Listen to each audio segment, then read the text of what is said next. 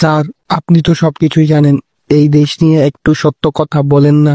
হ্যাঁ স্যার, আমরা বুঝি না আমরা আসলে কার ভরসায় চলি।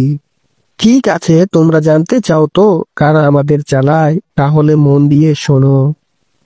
তিনটা প্রশাসনিক চরিত্র আছে, যাদের চোখ, কান, মুখ সব আছে, তবুও তারা অন্ধ, বয়রা এবং নির্বাক।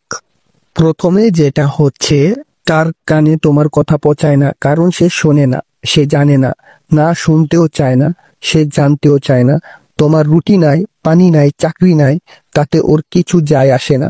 ওই তো শুধু ব্যস্ত ভোটের আগে ছবি তুলতে। দ্বিতীয়টা হলো, সে কিছু বলতে পারে না, ভয় পায় কিংবা চুপ থাকতে শিখে। সে সত্য জানে, কিন্তু পেটের গায়ে মুখে তালা ঝুলিয়ে রাখে। তৃতীয়টা হলো অন্ধ।